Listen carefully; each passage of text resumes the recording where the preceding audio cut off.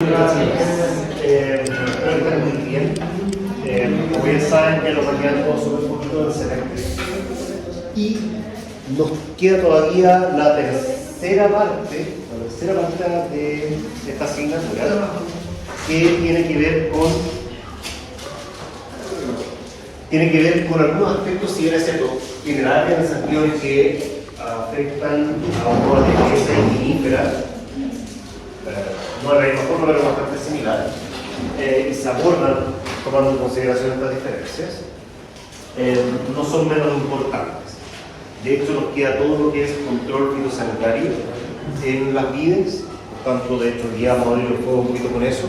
Nos queda ver riego y nutrición, en el sentido en que ambos aspectos que ya los han abordado anteriormente en las asignaturas dedicadas a ello.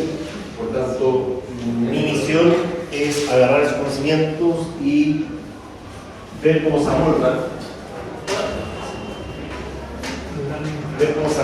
a la realidad y contexto de producción de la uva, tanto para la vinificación como para la uva de mesa, que de hecho hay diferencias, ciertamente. No tanto en la forma en la que se metabolizan, por ejemplo, los nutrientes, como sí los momentos y requerimientos nutricionales respectivos. Bien, nos queda una tercera evaluación asociada a esto. Por aquí dice el trabajo. Por favor. No lo sé. ¿Sí? Sí, así de bien, delicados. No sé todavía cómo abordar esa tercera evaluación. En realidad, sinceramente, eso lo estoy replanteando porque en mi mente es una prueba. Pero tengo que ver qué es lo más óptimo respecto de los tiempos también, porque mi idea es no quedarnos con contenido atrás, pero tenemos que hacer esa evaluación de alguna forma. Así que voy a estar, creo, comunicándoselo la próxima semana para ver cómo lo abordamos. ¿Ya? De todos modos, esta tercera unidad es mucho más general. Si bien es cierto, hay cosas profundas que abordar. En principio, si lo miramos por la perspectiva de la dificultad, yo diría que está un escalón más abajo que lo que abordamos en la segunda unidad, por si acaso. Así que por ese lado creo que está mejor. Hoy vamos a partir entonces esta tercera parte final con las enfermedades.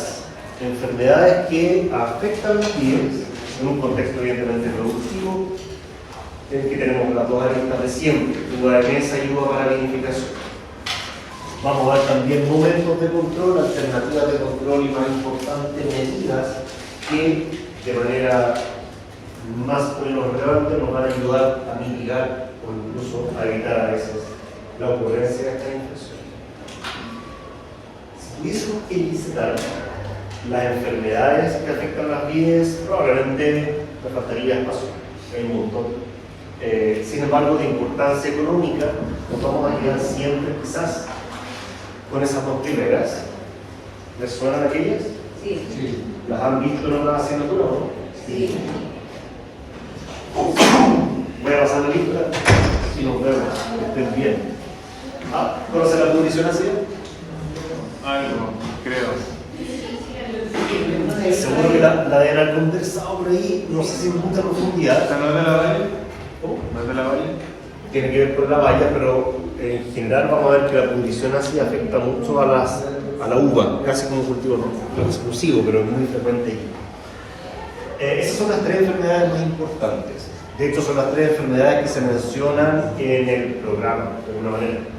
Sin embargo, yo quise también añadir a esta listita de cosas que vamos a conversar los hongos de la madera o la enfermedad de la madera, así como también los nematodos. Uno sabe muy bien dónde meter esos nematodos, pero son relevantes. De hecho, en términos de la planificación del establecimiento, a veces tomamos decisiones con base en el riesgo de infestación asociado a los nematodos. Pero bien, para ir visualizando, y como ustedes ya conocen hartas cositas de la oviditis, cuéntenme, ¿qué saben de la oviditis? Es un hongo impecable, súper yo creo que lo hace. Súper, bien. ¿Qué más? ¿Cómo? Ya, perfecto. Su compañero dice que la humedad favorece la aparición de la botrytis o la infección asociada a la botrytis. ¿De acuerdo? Y el emboscamiento, muy asociado también entonces a la humedad, ¿cierto? Perfecto, ya vamos empezando a conocer más cositas. ¿Qué más?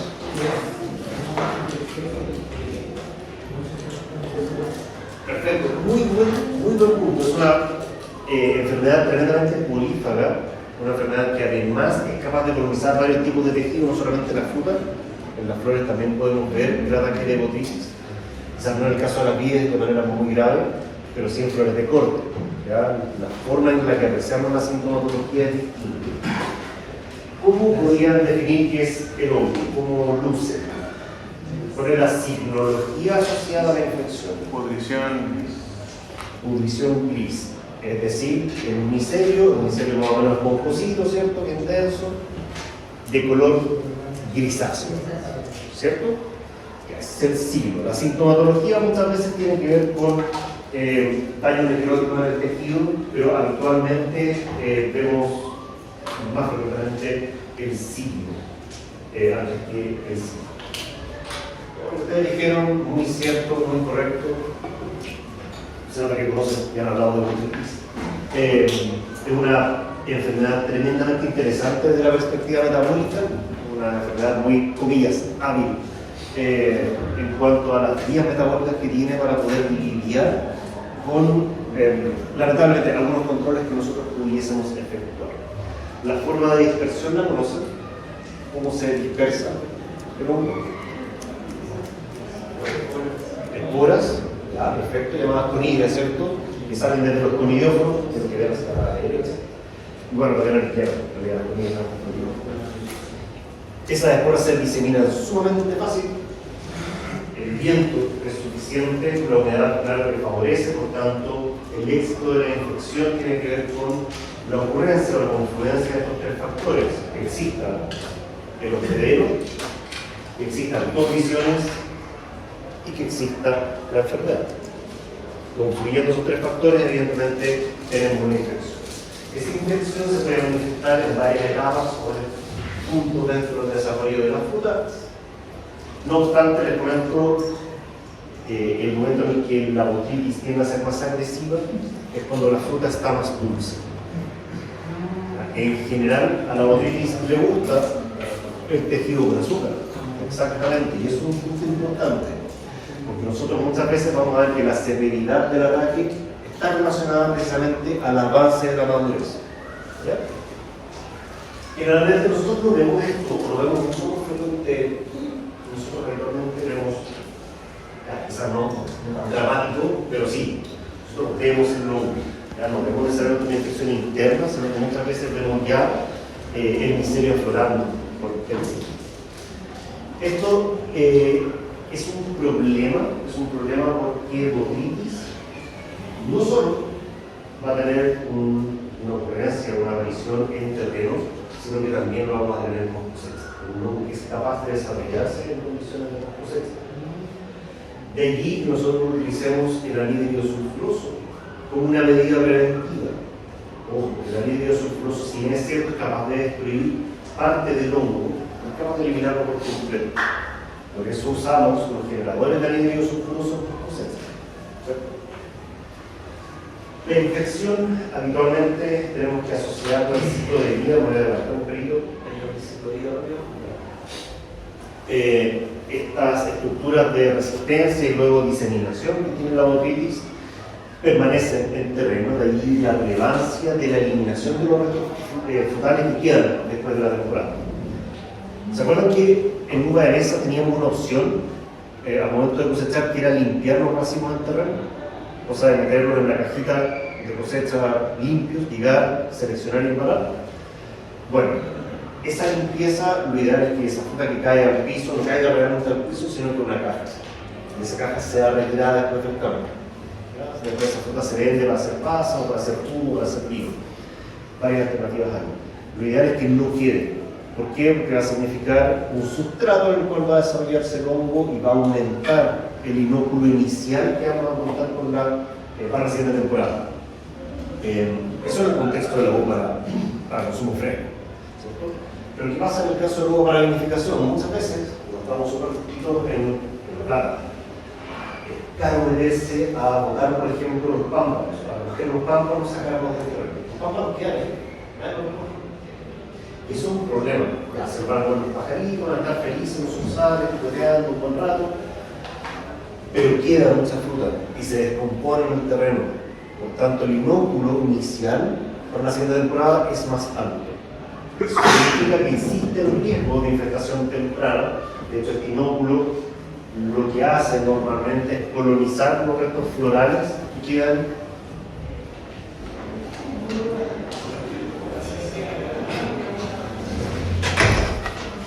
Y a partir de eso es que empieza a incrementarse el riesgo de aparición de la enfermedad más baja. Sin embargo, desde la perspectiva como del ciclo, es muy probable que tengamos que esperar a que la fruta esté madura para poder observarla. ¿Ya? Esto especialmente en condiciones en las que la infección se desfavorece. En nuestra realidad, el ciclo de vida de la botrytis es asexual. Eso es una ventaja para nosotros, porque la reproducción sexual presenta una ventaja evolutiva muy grande. La reproducción sexual permite la variabilidad genética. Esta variabilidad genética, que no tiene que ver con la recombinación de los genes de los parentales, permite que existan mutaciones que a la larga pueden traer consigo dificultades en el control químico. Todos, o la mayoría de los controles químicos están asociados a alguna parte del metabolismo del hongo que se ve afectado. Son disruptores metabólicos, la mayoría de ellos. Condiciones que favorecen la aparición de la enfermedad las conocen. Cuando hablan de que no, mucho buscamiento trae enfermedades. Muchas veces esa enfermedad es la botrytis, muchas veces, aun cuando no la veamos de manera inmediata. Sin embargo, también los daños mecánicos son un problema. Pensemos en el picoteo de pájaros, pensemos en algunos insectos que pudiesen morder la valla, especialmente ya pasada la fase 3, esperando la cosecha. Vamos a ver un insecto que sea capaz de romper las pieles de una uva. La alopecia. La alopecia, bien perfecto, es la larva, ¿cierto? Es capaz de ingresar, de hecho, lo vamos a comenzar en la parte de plagas en particular, genera una herida y esa herida es más susceptible para el ingreso de botrytis. ¿Alguna otra plaga que puede hacerlo?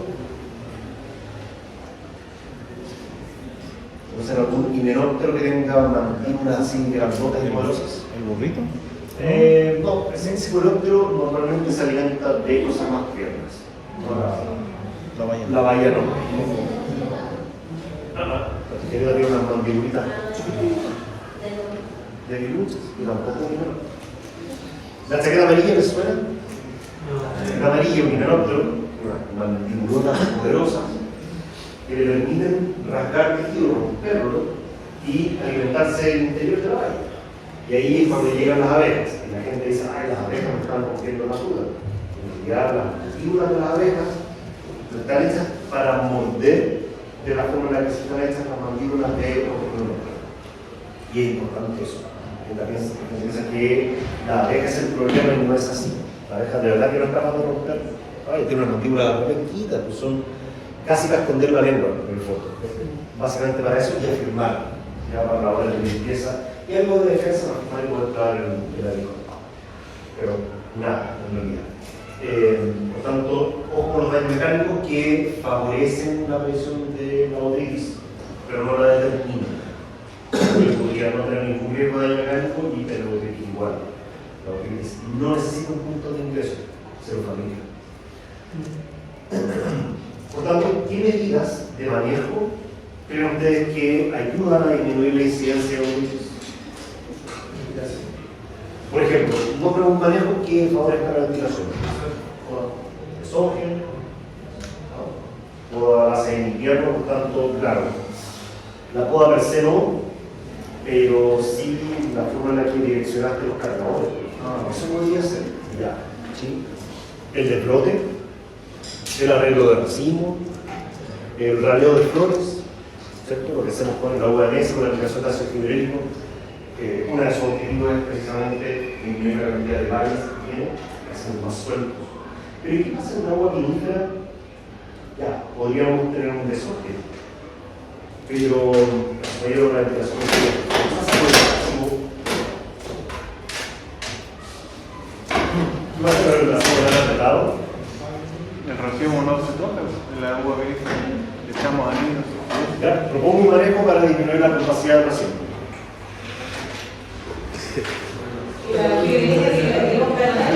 Claro, eso no va a eso. De acuerdo, podría ser una medida. Si quieres, sube la mano. Sí, sí, a ver. No, no, pero igual se ve, ¿no? Sí. Tenemos ventilación, aprovechamos que se puede. Que los niños no vean. Ya, manejo para agua vinífera, para disminuir capacidad. Por lo que hemos hablado, no tienen para qué inventarse la marca. Es lo que hemos conversado.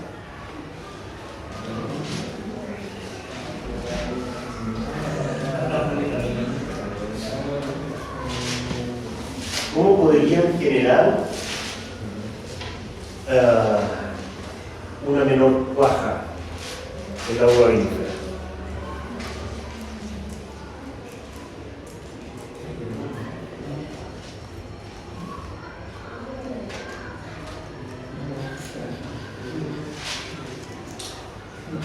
Todo lo que desfavorezca el flujo de fotoasimilados hacia la flor nos va a ayudar.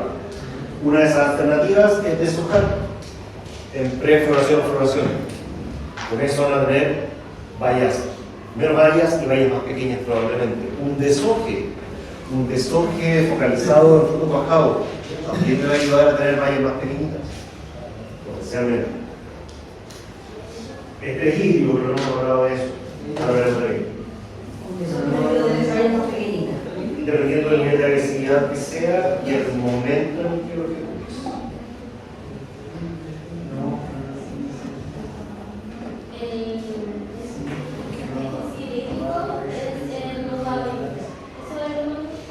Sí, generalmente en la UAS tenemos otras herramientas para poder lidiar con la compacidad del racimo. No sé, la ciencia que decía aplicar ácido fibrílico para mandar el racimo. Claro que sí. Pero luego a mí no vale un lío. Costos y consecuencias. ¿Qué consecuencias? Va a afectar probablemente la fertilidad de las yemas en un contexto en el que deja muchas texturas por planta, va a, por un lado, generar un sobrecrecimiento de la valla, muy probablemente, que diluye un poco los intereses. Más allá del costo, hay una consecuencia mecánica. Hay un factor que no siempre se toma en cuenta de manera tan directa, que es la susceptibilidad varietal. Y la susceptibilidad varietal viene con la confluencia de varias cosas. Una de ellas es la arquitectura y densidad del racimo. Racimos que tienden a ser más apretados, naturalmente. ¿Ya? Aun cuando ustedes hagan manejos para evitarlo, van a tener cierto nivel de compacidad que es natural para ellos. Pero adicionalmente esta susceptibilidad va a estar también fuertemente influenciada por las características mecánicas de la piel. A veces las pieles tienden a ser menos provistas de protección, más delicadas, más blandas y más fáciles por lo tanto de penetrar por parte del hombre. Se ha tratado de, como parte de los avances que se ha hecho en el mejoramiento genético, de buscar algunos genes de resistencia para enfrentar de mejor manera el ataque de algunas enfermedades. Ha funcionado relativamente bien con oidio, donde la planta afectada por oidio tiene una sobrerespuesta muy rápida, entonces detecta al hongo, el hongo está generando su infección y la planta rápidamente genera una muerte celular controlada alrededor de ese hongo y lo apaga. Entonces es una especie de cortafuego alrededor de la infección y con eso controla que el daño no se extienda. Pero con la botulitis es más difícil. Es algo más difícil para la planta porque solamente a través de sus mecanismos locales conseguir tolerar bien la infección. Control químico habitualmente lo tenemos que dividir como en dos filosofías. Quizás la primera tiene que ver con el control del inóculo presente en el campo que proviene de la temporada anterior. Por lo tanto, ese manejo químico va a ser más o menos intenso según cómo hayan sido las condiciones de la temporada anterior. Si tuvo una lluvia pre-cosecha, se me acumuló un montón de fruta al campo, independiente que después la haya botado, evidentemente para la siguiente temporada con un inóculo más alto. Ese inóculo más alto lo tengo que controlar con un control temprano para la redundancia. Y ese control parte en prefloración. ¿Vale? Cuando ya tenemos el racimo elongándose con los botones florales aún cerrados, hasta floración, más o menos, incluso acercándonos en post-cuaja al cierre del racimo. Durante todo ese tiempo nosotros controlamos lo que dejó la temporada anterior. ¿Ya? Aún no se ha desarrollado la enfermedad como tal.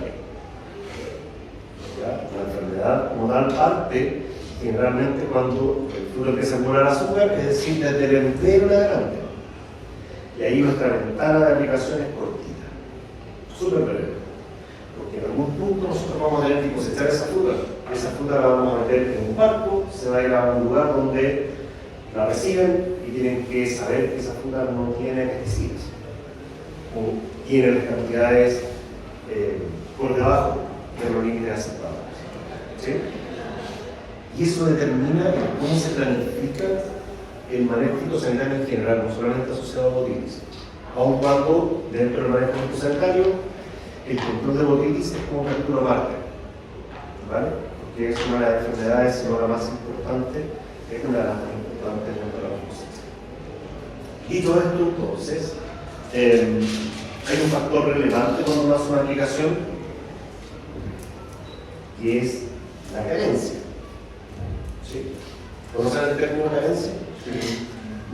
¿A qué nos referimos cuando hablamos de carencia?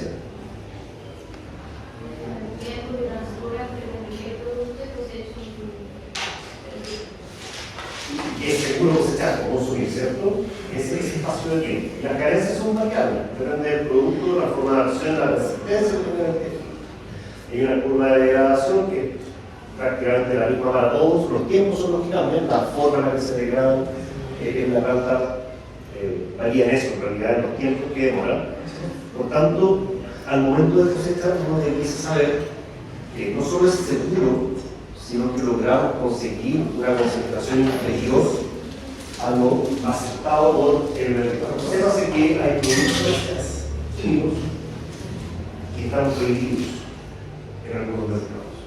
Por tanto, nuestro manejo químico debe estar relacionado con nuestro mercado químico. Yo no puedo usar, porque si se detecta, aunque sea una muy pequeña cantidad, esa fruta no puede llegar a ser así. Y redirigir fruta es caro. Es caro, no solamente es logística, sino también los costos asociados al transporte en sí. Entre íntegra y proceso, como les decía, es donde tenemos que tener la mayor precaución. Idealmente las aplicaciones que sean la menor cantidad posible y ojalá de productos que sean multicidio. Un producto multicidio, imagino también han escuchado el término, hace referencia a un producto que tiene más de una acción. Bien coformulado de manera que a la botitis no solamente les va a afectar en una ruta metabólica, sino que probablemente en 2 o 3. De esta manera vamos a estar evitando o disminuyendo el riesgo de generar resistencia. ¿Resultados?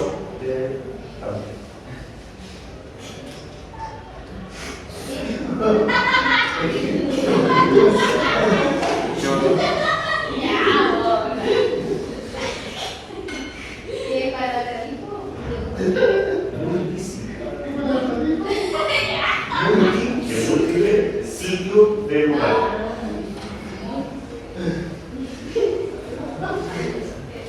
La rotación de moléculas, en el entendido que no solo cambiamos el producto comercial, sino que en realidad cambiamos el mecanismo de acción cuando tenemos que utilizar más un producto, es sumamente importante para evitar la aparición o disminuir el riesgo de aparición de resistencia.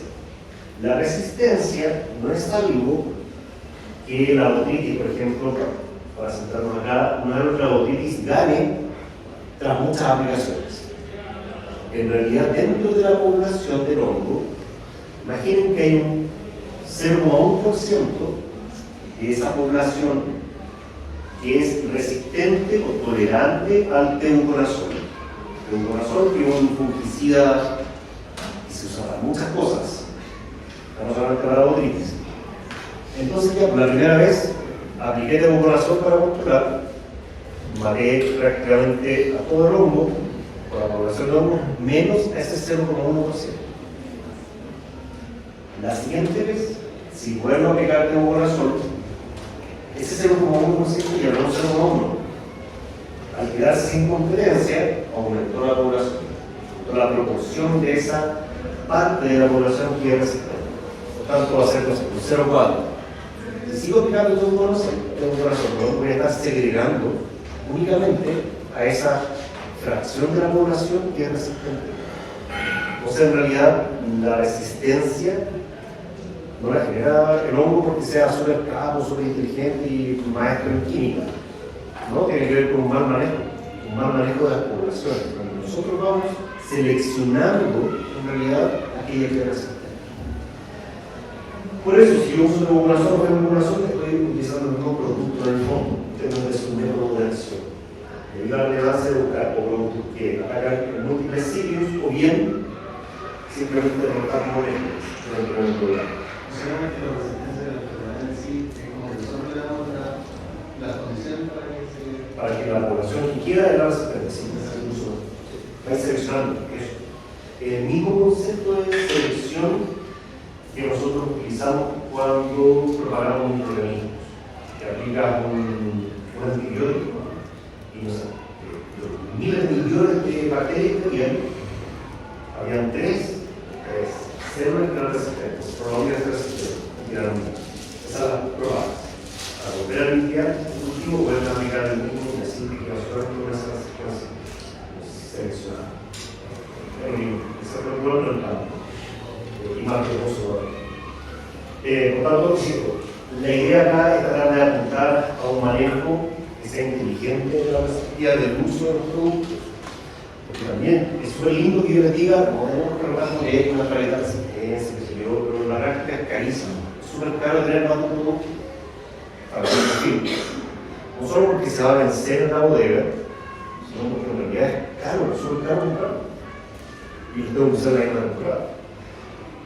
Entonces es algo difícil de hacer en la práctica y hay que elegir muy bien los productos, porque además todo eso tiene que estar en concordancia con lo que se exige en el mercado. Uno podría pensar que esto es clave, es súper importante técnicamente el logo de la mesa. No, luego también es importante, la presencia de botritis no solo acaba con las frutas, sino que también genera daños en el vino. Recuerden que la botritis, en capítulos anteriores vimos que traía una enzima, la lacasa, que oxida fenoles, oxida muchos fenómenos. Esta oxidación enzimática daña la calidad del mosto y luego del vino. También hay que cuidado. Evidentemente, en una condición de espaldera o de parrón, lógicamente la ventilación es muy distinta. ¿Dónde es más difícil ventilar?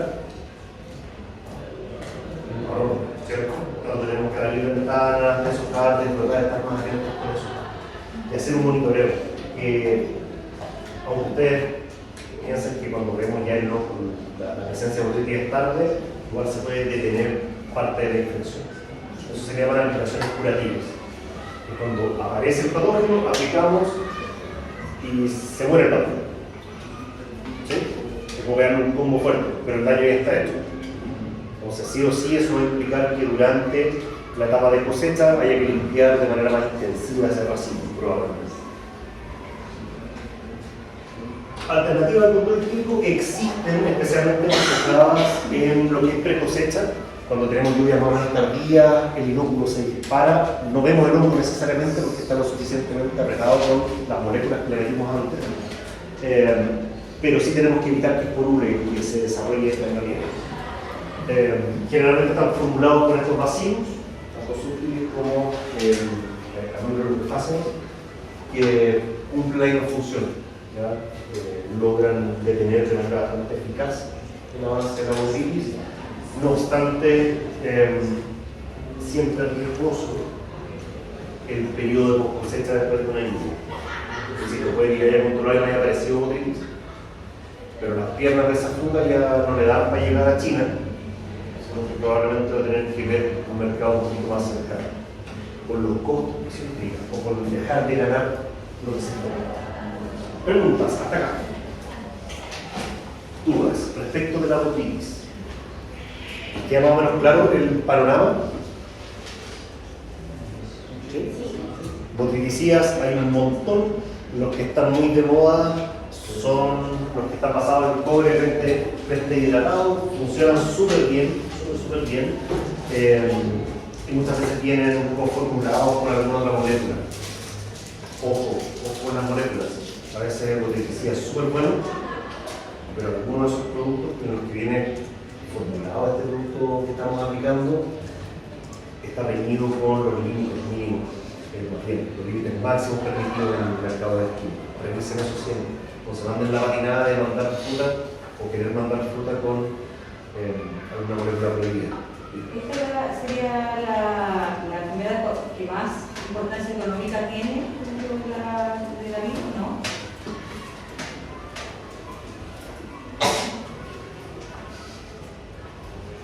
Sí. Estaba apuntando ahora. Sí, porque afecta todas las áreas en las que producimos uva, para todo, desde jugo hasta pasa, todo eso se afecta. Tiene daño no solamente en campo, sino que también en post cosecha. Estaba pensando en otra enfermedad que vamos a hablar más adelante, la enfermedad de la madera. Pero la enfermedad de la madera está más bien supeditada como a la uva vinífera por las condiciones de cultivo. Esto es mucho más general. Entonces sí, de acuerdo, botritis, por sobre penicillium, por sobre oidio, sí. Nuestro esfuerzo siempre, insisto, es que el foco es botritis, claro. Sin embargo, si no nos hacemos cargo de esto, vamos a llegar al mismo nivel de daño. Esto es más simple desde algunas perspectivas en realidad abordarlo, porque nos saltamos la parte de post cosecha. El oidio no se desarrolla en post cosecha. ¿O sí? No, solamente en la planta verde. Excelente. De hecho, el oidio se alimenta de tejido verde, llamémoslo así. Por tanto, también el ataque hacia la valla misma está supeditado a aquellas etapas en las que el contenido de azúcar en la valla es bajo. Una vez empieza a aumentar el azúcar, la valla se vuelve, entre comillas, por favor, muy entre comillas, invulnerable al ataque de esto. Lo cual hasta cierto punto es cierto, porque el raquis sigue siendo tejido verde. No. ¿Y por qué? Porque en realidad no lo puede colonizar. El oidio es un hongo que es muy deficiente en el control de su potencial hídrico. Es decir, si yo sumerjo el hongo muere muy rápido. La botritis aguanta más. De hecho, le favorece el agua libre, funciona bien. Si le cae lluvia encima, la botritis dispara. El oidio, una parte de ese hongo va a morir. Luego, como va a haber humedad, reaparece con mucha fuerza, pero entiéndase que el agua libre no le favorece. Y atacar una valla con azúcar hace que el agua de dentro del hongo salga hacia el tejido celular de la valla. Entonces, no puede alimentarse, no puede sacar cosas de ahí y se muere. Por lo tanto, el oidio se va a desarrollar, si es que puede, todo el tiempo en el tiempo. No así en la valla solamente durante la etapa inmadura. Ese es el símbolo, ¿cierto? Ese es el micelio, un micelio que no es esponjosito como el de la botritis, es más bien plano y pulverulento. Tiene un color ceniciento, medio blanquecino grisáceo, fácil de remover, se le pasa el dedito, sale como si fuese polvillo, pero el hongo se está alimentando de las células que están expuestas, ¿cierto? De la piel. Por lo tanto, pensemos en una uva de mesa. ¿Cuál es el daño que genera? Porque voy a matar el hongo, si el hongo se va a morir también solo, ¿no? ¿Generará algún daño? Sí, claro, que él mató las células que están en la piel. Por tanto, la piel va a aparecer como que estuviese raspada. ¿Ya? Ok, lo puedo eliminar en En el momento de cosecha sí una limpieza de racimo. Sí, siempre y cuando sean pocas vallas las afectadas. 10 de 10. ¿Qué pasa cuando hago la vinificación? No me importa la apariencia, ¿cierto? Me daría lo mismo. No obstante, en la piel hay un montón de compuestos de interés. Aromas, taninos, antocianos en el caso del agua tinta. Por tanto, si se daña la piel, se daña ese espacio donde está guardado ese compuesto que me interesa. Por lo tanto, también hay un daño importante. Y además, adicional a todo esto, cuando la infección ocurre en una etapa temprana, cuando la valla bien chiquita, esa valla, recuerden que pasa por 3 fases. Y durante la primera fase y la tercera crece activamente. Si la valla tiene parte de su piel muerta, tejido necrosado, o sea, que ya cicatrizado, todo lo que quieras, pero está muerto, ¿qué es lo que se está expandiendo? La pulpa, fuertemente. ¿Qué pasa si no se puede estirar la piel? Se rompe.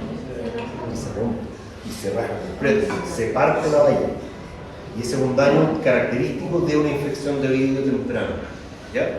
Una forma fácil de identificar que la están haciendo pésimo, porque además se dieron cuenta retardado. En el follaje, el oído se puede desarrollar durante gran parte de la temporada.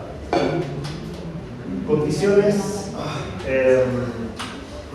de humedad, condiciones de falta de iluminación, evidentemente favorecen a la presencia de este. Desde brotación hasta pinta, estamos muy enfocados en que no haya oídio en la valla o en las flores y luego vallas. Por tanto, hacemos aplicaciones muy frecuentes de azufre. Se da cuenta que a veces uno entra o pasa por algún viñedo y huele a azufre fuerte. Eso es porque están generalmente o aplicando azufre mojable o en polvo de manera preventiva. El azufre funciona como un fungicida preventivo de contacto, ciertamente, que es barato de usar, pero tiene un efecto acotado en el tiempo. Ya dura, no sé, 7 días y tenemos que estar repitiendo. Entonces estamos aplicando mucho azufre y ese es uno de los problemas que tiene la industria también, las aplicaciones de azufre. Tiene un costo ambiental enorme. Por tanto, bueno, llega un momento en el que a veces debemos decidir aplicar algún producto un poco más amigable con el medio ambiente hasta cierto punto, contamina menos, pero químicamente es bastante más tóxico. ¿Ya? Y ahí cuando utilizamos algunos productos sistémicos de alta permanencia que duran o protegen durante un periodo de cerca de 30 días. Eso sin medir, funciona bastante bien. Pero teniendo en cuenta eso, ¿vale? Que son moléculas que van a permanecer en el tejido. ¿Vale? No olvidemos que hay una curva de degradación, no lo olviden, nunca. Porque aplico en flor igual queda en el fruto. Porque la valla se forma a partir de qué? ¿Qué parte de la flor es lo que conforma la valla? De los valles, o sea, exactamente, es el ovario que se engrosa y el tejido interno es la pulpa, como que rodea las semillas que eran los óvulos que fueron fecundados. Entonces, bueno, esa fue la alternativa hasta el momento. Como les decía hace un ratito, hay algunas propiedades que son o que están siendo desarrollados hacia una tolerancia donde generan una sobrerespuesta frente al ataque del hongo y evitan la diseminación del virus. Todavía no está disponible en el mercado, pero ya llegará. Respecto a la condicionancia, y aquí como algunos no lo conocían, les comento que no es un microorganismo, sino que en realidad es un conjunto de entre hongos y bacterias, y los hongos normalmente son no fermentosos, así no generan micelios, sino que son más bien del orden de las levaduras. ¿Conocen este bichito acá? ¿Lo han visto alguna vez? Estoy seguro que sí. Acá es la Drosophila melanogaster, la mosquita del vinagre. Si uno deja fruta mucho tiempo en la frutera y se empieza a poner esponjosita, aparecen unos mosquitos chiquitos. Esa. La mosquita del vinagre o Drosophila lo que hace es diseminar. Ya la mosquita no es que vaya y muerda la valla, porque las moscas que ha parado tienen una esponja. una esponja en el fondo, ¿cierto? Por lo tanto, no son capaces de generar daño. Dicho esto, entonces son indicadores de la presencia de esta enfermedad. Es una enfermedad que, como bien dicen junto acá, es oportunista. Ya aparece únicamente cuando se dan las condiciones y la condición es que hay un daño mecánico. ¿Cuál es el daño mecánico de importancia? Picoteo de pájaros. Clásico. Aparte del picoteo de pájaros, ¿qué más podríamos encontrar? Este mordisqueo de las avispas, por ejemplo. También podría ser. Cuando en uva vinífera estamos cosechando algo muy tarde, recuerden que la valla tiende a soltarse más fácil. En la medida en la que está más madura. También daños mecánicos asociados a desde manipulación o lo que sea, también podría generar rasgaduras en la fruta y por tanto ingreso de esta enfermedad. Esta enfermedad luce más o menos así. Hay una desagregación de la fruta especialmente y una emisión de fluidos hacia el exterior con un olor bien característico, huele a vinagre, muy fuerte. Y normalmente vamos a ver revoloteando un montón de estas mosquitas. Como les decía, esto ocurre únicamente en la medida en la que ocurre también un daño mecánico. Formas de control, de partida prevención. La prevención es algo importante y daños mecánicos que en la fruta no debiésemos tener si no son por acción de insectos o aves. Por tanto, ayer conversamos con ustedes, ¿cierto? El tema de los pájaros. ¿Sí? El oído sí. Ya, vale. Una alternativa que siempre tenemos que considerar es que los pájaros van a traer consigo el daño mecánico que predispone a la ocurrencia de esta enfermedad. Por tanto, ver entre lo que es posible un control para disuadir su presencia. Respecto al control químico, como esta enfermedad aparece cuando la fruta ya está madura y tiene azúcar, normalmente las aplicaciones enfocadas en botrytis suelen suprimir de manera bastante fuerte la diseminación de la enfermedad. Un racimo de uva de mesa afectado por pudrición ácida es invendible. Eso no se puede cosechar, no se hace. Ese es el nivel de término. Aunque fuese una pequeña fracción del racimo afectado, eso es inlimpiable. Recuerden que la fruta, la uva en este caso, no se lava y queda impregnada en ese olor a vinagre. Y es bastante vasoso. Preguntas, sí, antes de hablar de la perul, ¿qué más enfermedad? Y la mastica. Locus de la madera. Locus de la madera, como su nombre indica, es una enfermedad causada por hongos, ciertas especies que lo que hacen es colonizar y alimentarse del tejido vascular de la planta, básicamente de su xilema, de la ramificación. Esta alimentación incluye un taponamiento y una necrosis generalizada de la estructura de la planta, tronco, brazo. Y con ello, evidentemente, ¿qué le pasará a la planta? Progresivamente va muriendo, va perdiendo la capacidad de producir, de restituir material, no puede crecer y se muere. Es una enfermedad que no tiene cura. Una vez que la planta se infecta, la enfermedad se desarrolla en la planta, y en la medida en la cual nosotros gestionamos de una manera u otra esa planta, el avance va a ser más rápido o no. Ojo, la planta puede venir infectada, generalmente viene desde el vivero con la enfermedad o por alguna embarrada que nos hayamos mandado nosotros. Ya veremos qué es. Si viene del vivero, es muy probable que no nos demos cuenta de que está infectada hasta bien avanzado el desarrollo productivo. ¿Puede venir en patrón también? ¿Puede venir en el patrón? No, sí, de hecho, ya que lo mencionas, me adelanto un poquito. ¿Qué es lo que vemos acá en esta fotografía? Eso, el portainjerto está en la unión variedad portainjerto y para arriba debería estar la variedad, ¿cierto? Completamente necrosados. Claro, esta zona siempre como bien intrincada en la forma en la que se comunica, ¿cierto? No obstante, es una herida que a la planta, cuando se estaba formando, le tomó cierto tiempo solucionar, lograr juntar los tejidos y que funcione. Hay pegado. Eso lo logran las plantas relativamente fácil cuando hay compatibilidad. El problema es cuando ocurre la infección a partir de esta herida. y se disemina desde acá, no necesariamente que esto haya estado infectado o que la variedad haya estado infectada. Puede ser uno, puede ser los dos, puede ser ninguno y sea un factor ambiental, como por ejemplo la máquina con la que yo estoy haciendo el injerto, el varios tipos de injerto. ¿Ya tuvieron esa parte de preparación? El injerto omega, ¿lo conocen?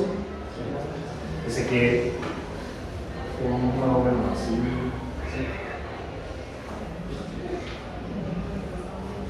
¿Sí? Donde tiene una forma con mayor superficie de contacto y se afirma a lo mismo. Es una maquinita la que hace eso.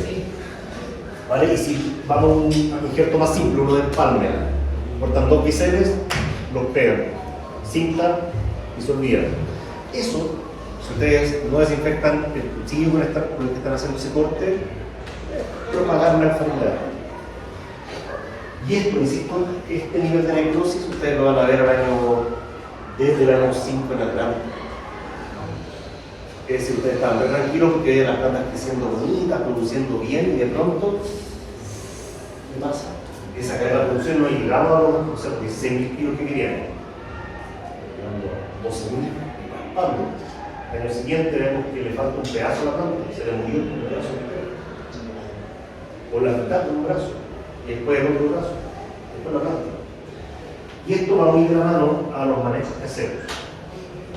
Este punto no lo olviden, la mecanización. La mecanización en el caso de la uva vinífera es una realidad. Nosotros pre-mecanizamos la poda, por ejemplo, hacemos pre-poda.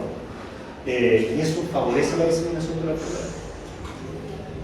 Ya, yo soy más de la antigua, yo no mecanizo. ¿Por qué no puedo? Tengo la planta, no, da lo mismo, motivo que sea. No mecanizo, lo hago todo a mano. Pero, ¿qué tan cierto es eso de que entre planta y planta desinfectamos la tijera? No. Ya, ok. Podría ser nunca y uno dice, ya, sí, es como súper idílico hacerlo, pero no lo hacemos. ¿Y la casa qué vamos a hacer? Si las plantas están sanas, no tengo de qué preocuparme. Puedo no desinfectar y me da lo mismo. Pero la pregunta, ¿estamos seguros que están sanas? ¿Hacemos una prospección sanitaria de los huertos? No sé. Nosotros en realidad cuando hacemos prospecciones sanitarias están enfocadas en buscar plagas y me quedé. Luego buscamos chanchitos, buscamos conchuelos, trips, y hay las arenitas esas. Tenemos que contar. Y eso es todo. Y esto, buscamos sintomatología de virus. Ya no uno puede meter los virus en la clase porque era como otra clase nueva. Así que no, es cierto. Si quieren conversarlo, haremos un espacio en alguna parte. También, temazos, también se transmiten de planta a planta por manejo. Y ahora, ¿cuál será el manejo en el que tenemos una infección efectiva? Si la planta no está infectada desde el inicio, ¿qué manejo cultural incide en la infección? Se lo acabo de contar. La poda, la poda intestinal. Vale. Estos microorganismos, se nos muestra que que son varias especies, no hay más, yo conté la lista, el doble.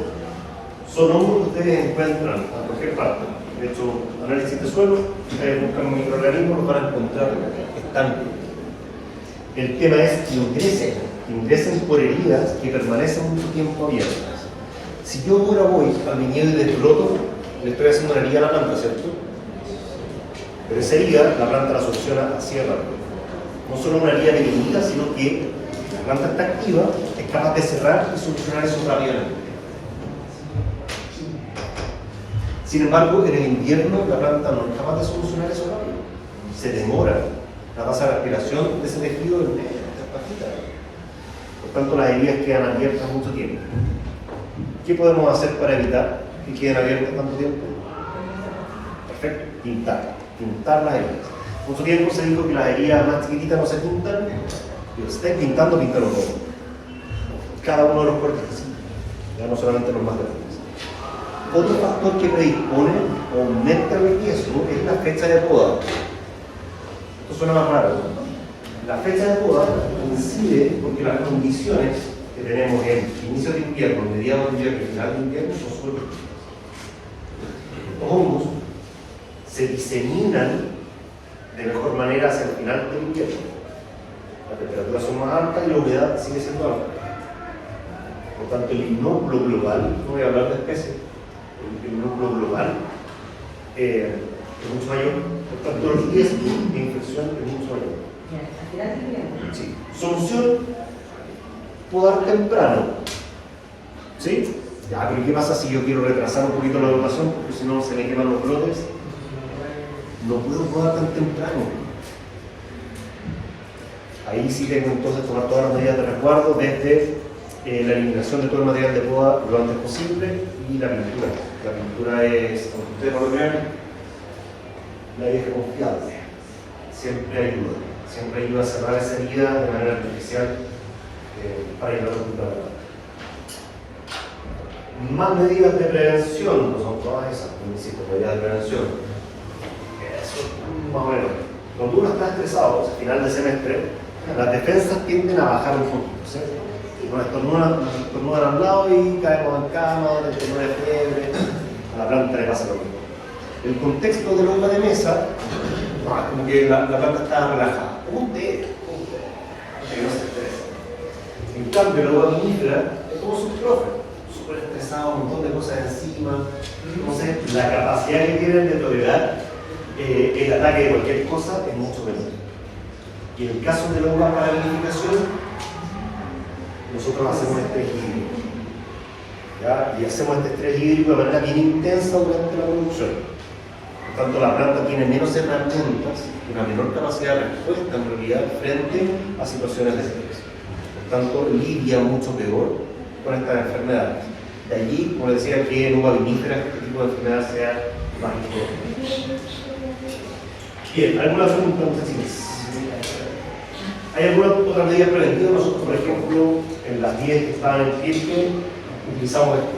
Nosotros usamos un conglomerado, una mezcla de microorganismos, sumergimos las plantas 24 horas antes de la plantación y las colocamos en terreno. ¿Por qué? Porque cuando uno coloca la planta, se rompen un poco las raíces también. Por el riesgo de eso. La idea es que haya microorganismos que protejan frente al ingreso de estos hongos.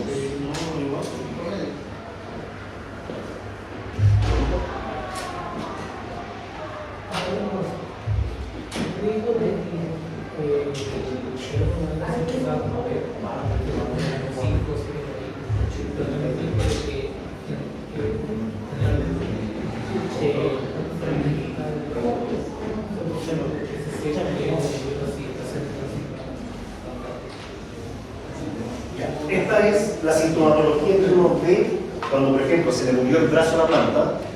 ¿Qué es lo que uno tiene que hacer con madera muerta? Se saca. Uno hace el corte y vas a encontrarte con este tipo de lesión. Esto te dice que la planta estaba infectada. En huertos experimentales, donde se trabajan las plantas aisladas, ¿sí?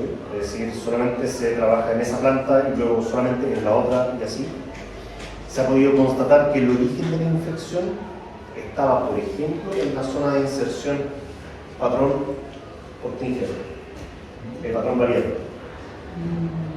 Otro punto importante es de dónde obtuve la variedad. A veces es la variedad donde está enfermo.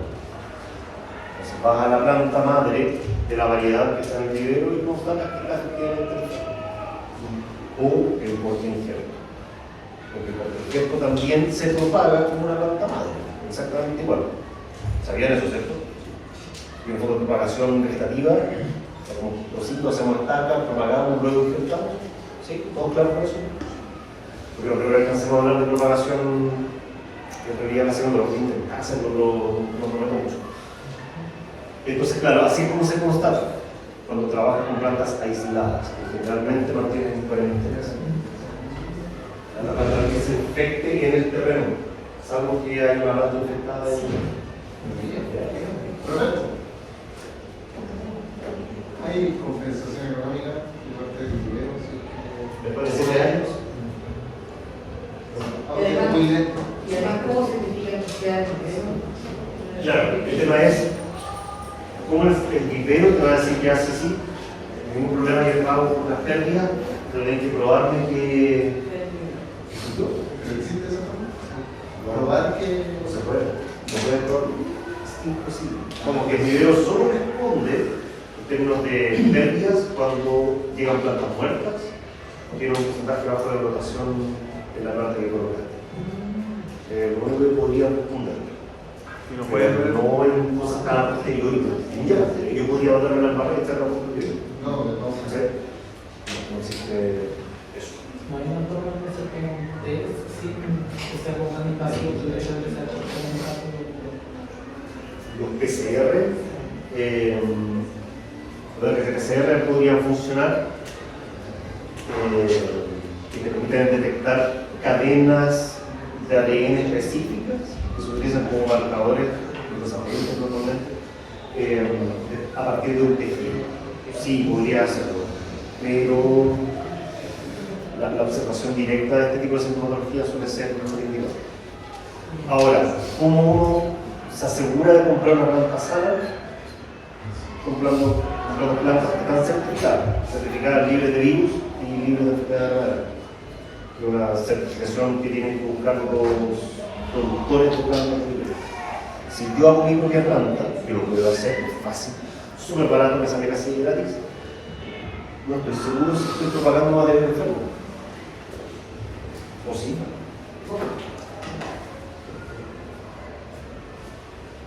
¿Cómo se logra una planta libre de virus? Ya, fácil. Eso es súper transversal. ¿Qué forma de propagación me permite un alto porcentaje? La in vitro. ¿Cómo? In vitro. In vitro. ¿Y por qué? Estoy de acuerdo, 100% de acuerdo contigo. Muy buena respuesta, una más. ¿Pero por qué? ¿Cómo se hace la propagación in vitro?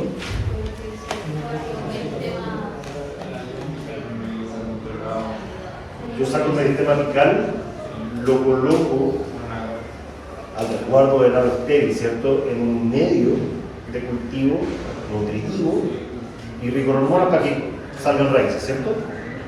¿Sí? ¿Todos de acuerdo? ¿Qué tiene de diferente el ápice respecto de la mitad del tallo? Que los tejidos son tan diferenciados. Perfecto, bajo nivel de diferenciación.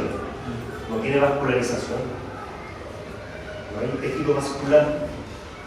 Son células meristematicas que cumplen la función de nutrirse unas a otras, pasarse azúcar hacia la punta y generar nuevas células. Más abajo, en el brote, viene el sistema vascular reciente.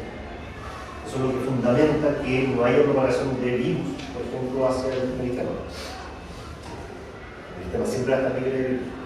Igual se hace termoterapia, igual se hacen determinaciones a través de PCR, finalmente, como decía, de la presencia o no de estos patógenos.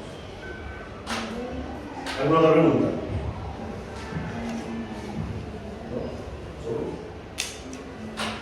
Vamos a hablar de nematodos, vamos a hablar solamente de dos, hay un montón más. Yo creo que ya los abordaron, los conocen, de hecho, estos dos deberían sonarles, al menos. ¿Les suena? Meloidogine, ¿qué saben de meloidogine? Ya que se les suena. Un nemátodo.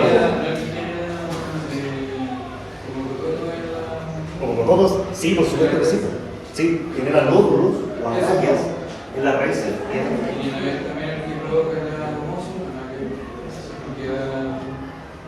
No es eso. No ¿Generan tumores? ¿Ah? ¿Los nemátodos? ¿No eran tumores en general? Depende de la especie. Ah, ya. Si nosotros listamos los nematodos que afectan las vías, son como 15. Yo dejo los más importantes que efectivamente tienen o generan un daño económico importante. Pero sepas que el suelo es un medio, es un ecosistema muy diferente a lo que estamos acostumbrados. Es verdaderamente complejo y aunque ustedes no lo crean, muy dinámico también. Elegí estas dos especies porque son los más relevantes y meloidogine efectivamente es el que genera las agallas o nódulos en las raíces. Efectivamente es así. Y de hecho tiene que ver con su ciclo de vida. Meloidogine es un nematodo que se vuelve un endoparásito. Ya, básicamente su ciclo de vida, especialmente la hembra, lo hace dentro de la raíz y se alimenta toda su vida de esa raíz. Ciclo de vida se lo voy a mostrar, yo creo que más adelante. Y otra imagen de lóbulos de raíces.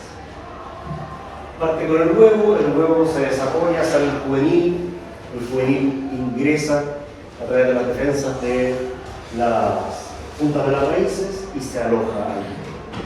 ¿Vale? Entre tanto hembra como macho, pasan sus estadios juveniles alimentándose de las raíces hasta que el macho madura, sale de la raíz, pero la hembra siempre queda. Y la hembra es la que de hecho permanece todo el resto de su vida generando huevos, sacos con huevos, que posteriormente van a generar la reposición del ciclo. Huevo cerca de eclosionar, la hembra alimentándose del tejido de la raíz permanece viva por supuesto, este nódulo se forma por la hipertrofia del tejido adyacente al ingreso del nematodo, no solo como una respuesta de defensa de la planta, sino que en realidad está impulsada precisamente por la acción del mismo nematodo. Esto que ven acá, ¿qué será? Huevos. Es el saco de huevos que libera en una especie de mucílago la hembra hacia el exterior, lugar donde evidentemente será fecundado y posteriormente reiniciará el ciclo. ¿Qué genera la planta, aparte de esto que visualmente es atractivo de ver el nódulos? Genera decaimiento. Todos los nematodos tienden a causar esto, debilitan la planta porque están afectando lo que es muy sensible para la raíz, o sea, para la planta, que son precisamente las raíces. Y no atacan cualquier parte de la raíz, sino que normalmente los nematodos tienden a alimentarse de aquellas zonas de activo crecimiento. Por lo tanto, en un principio afectan el desarrollo de la biomasa radical. Formas de lidiar con nematodos, vamos a hablar en breve. ¿Conocen la Siphinema? Si no lo conocen, se los presento. Siphinema index, el nematodo agar, como le llaman, es un ectoparásito, es un nematodo más tradicional, se mueve por la mesósfera y se alimenta de las raíces a partir de clavar su odontostilo, que es como su estilete, en el tejido de la raíz y absorber el contenido celular. Así funciona. ¿Ya? Un insecto más tradicional, más parecido a un áfido en ese sentido. Es súper agresivo en términos de su alimentación, es muy prolífico también, por lo tanto el decaimiento en las plantas es relativamente rápido y bastante evidente. Pero no solamente eso, sino que también podemos observar este tipo de sintomatología. ¿La identifican? ¿Qué puede ser? Una clorosis relacionada a un virus del mosaico. El Siphinema es capaz de transmitir algunos virus, dentro de eso el virus del mosaico, y genera clorosis, deformidades y menor crecimiento en las plantas. El color amarillo, ¿qué les indica a ustedes? Que no hay clorofila. Si no hay clorofila, esto no está haciendo fotosíntesis. Por tanto, hay una disminución de la biomasa que es activa fotosintéticamente. ¿Ya? Dicho esto, entonces, una forma de identificar el daño por nematodo, particularmente de esta especie, es observar virosis concomitante con el raqueno. ¿Cómo podemos saber si son los nematodos del problema? Porque yo puedo ver una planta débil y puedo pensar que quizás estoy regando poco, hay temas nutricionales. Hay que sacar la raíz, ¿no? Podemos hacer una observación directa de las raíces, no necesariamente sacar la planta, pero podríamos hacer una especie de caligana cortita al pie de la planta y observarla. Y podría yo prever si voy a establecer plantas, podría ver si hay nematodos, ¿no? Sí. Ya. ¿Y cómo se hace eso? Buena pregunta. Me imagino que con una muestra en un microscopio. Según la muestra, efectivamente, lo que uno hace, especialmente en teleplantación, es tomar muestras de suelo, son muestras que tienen que ser analizadas rápido, porque los nematodos se mueven. Uno toma la muestra, se refrigerada, se hace la determinación de especies, que puede ser visual o puede ser también basado en técnicas moleculares, y con eso uno tiene un panorama de las especies, pero eso significa acaso que, o sea, hay Cipineima, hay, no sé, hay Radiventus, hay un montón de otras especies. ¿Significa eso que voy a tener problemas en la plantación o posteriormente en el desarrollo? Y la respuesta es no, porque en realidad yo no puedo eliminar los nematos del suelo. Debo convivir con ellos y permitir que la planta sea capaz de tolerarlos también. ¿Qué condiciones hacen que la presencia de nematodos sea peligrosa? Yo creo que es eso. Primero de todo, bajo contenido de materia orgánica en el suelo. La materia orgánica en el suelo es súper importante como indicador de la microfauna que existe en ese espacio. Hay nematodos que cazan nematodos y mantienen un control en las poblaciones. Esos nematodos van a estar presentes en la medida en la que hay condiciones para ello. La materia orgánica indica, cuando es bajita, que no hay condiciones para su presencia. Otra cosa importante, la presencia de cultivos adicionales al monocultivo que yo voy a establecer. Eso es un factor importante. El mantener cultivo de hilera, al menos durante un periodo de invierno, permite, por ejemplo, disminuir la incidencia o la severidad de los ataques de los nematodos. Le está dando una opción distinta a solo alimentarse de la planta de líquidos. Y ya, ok, esto es una condición donde naturalmente tengo muy poquita materia orgánica, suelos arenosos, tengo solo las vides plantadas ahí. ¿Qué puedo hacer? Estoy jodido, si me van a atacar y me van a hacer pedazo una producción. ¿Qué hago? ¿Puedo hacer alguna aplicación de algún producto químico? Hay nematicidas, pero... Por supuesto que hay nematicidas. Eliminar rojas, que nosotros podríamos aplicar felices al suelo para profundizar hasta los 50 centímetros con suerte, más o menos, se aplica en el riego. Y ya, pero el problema es que los nematodos van a quedar vivos por debajo y eso sí, ayuda un poco al principio. Ahí tienen opciones. Hay alternativas biológicas, la capsaicina profundiza harto más, que es lo que hace picante el ají, el compuesto que esto genera la pungencia, se aplica en riego y tiende a ahuyentar. Ok, perfecto. Tenemos aplicaciones de algunos productos basados en microorganismos, como bacilos turingienses, también ayuda bastante, especialmente en estas inversiones previas a la plantación. Pero muchas veces es la prevención la que ayuda bastante. Lo que les decía, mecanismos para aumentar la materia orgánica en el suelo, en el largo plazo me ayudará. Utilizar un portainjertos tolerante me ayudará. Obvio que sí, por supuesto. La solarización la han escuchado. Sí.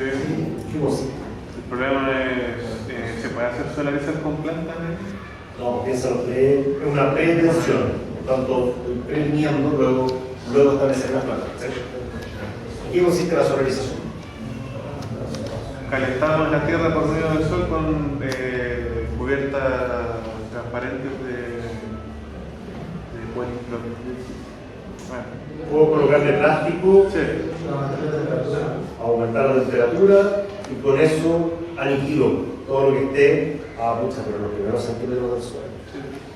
Súper buen manejo preventivo en el caso de la hortaliza, sí, 10 de 10, pero los frutales que se desarrollan en profundidades mayores, 80 centímetros, 100 centímetros, 120 centímetros, no me sirve. Por tanto, la solarización funciona impecable al principio, porque son los primeros centímetros. O funciona muy bien cuando lo queremos hacer como manejo reiterado, cuando queremos hortalizas como cultivos.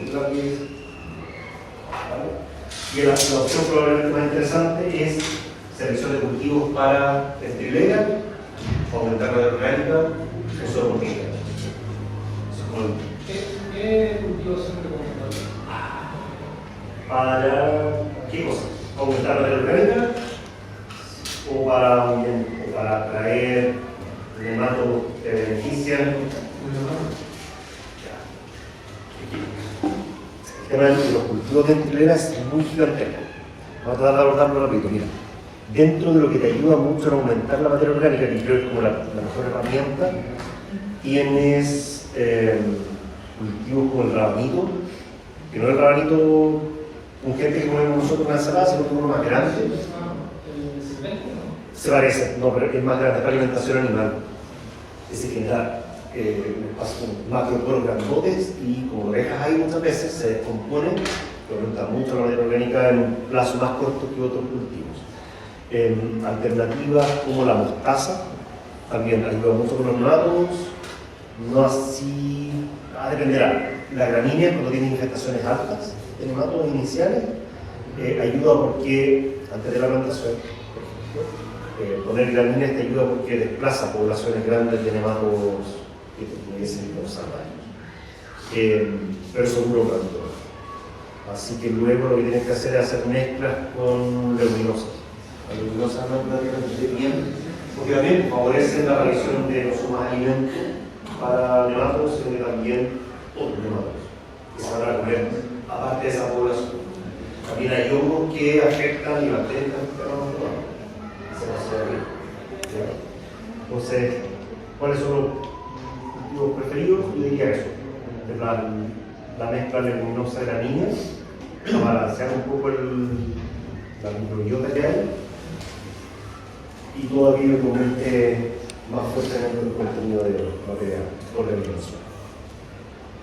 Lo otro es establecer, creo que debe ser 10%, ¿no?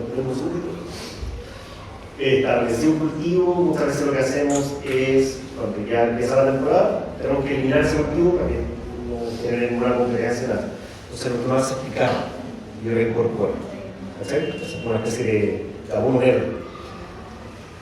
Se ha visto que eso tiene un efecto positivo, pero el mejor efecto es simplemente pasar destruyendo en superficie el cultivo de anterior que tenías.